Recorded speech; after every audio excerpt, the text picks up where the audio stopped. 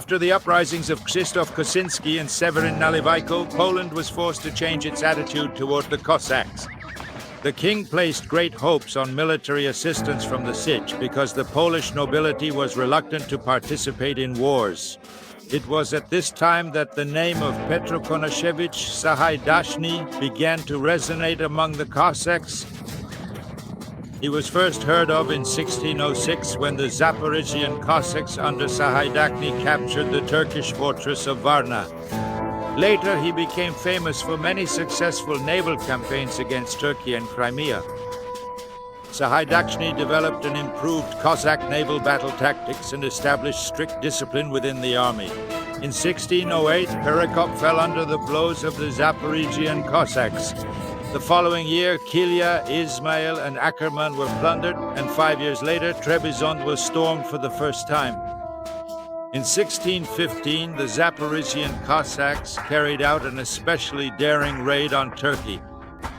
Right before the eyes of the Sultan and a 30,000-strong garrison, 80 Cossack chaikas entered the harbor of Constantinople, set it on fire, and calmly escaped. In 1620, the Cossacks repeated the attack. Before that, they had captured Kaffa, the slave market in Crimea, and freed thousands of captives. Describing such Cossack campaigns, a 17th century Turkish historian wrote, "It can be said with certainty that there are no people in the world who care less about their own lives and fear death less than these." Experts in military affairs claim that these poor men, thanks to their courage and skill in naval battles, have no equals anywhere in the world.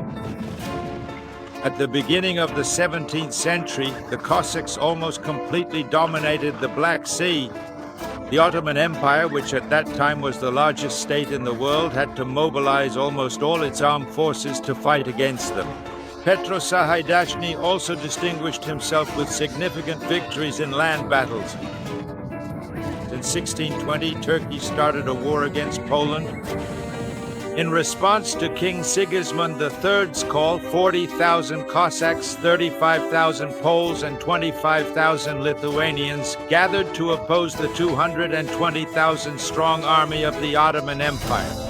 In the Battle of Khotyn, it was the Cossack regiments led by Sahaidachny who played the decisive role in the victory over the Turkish Tatar forces.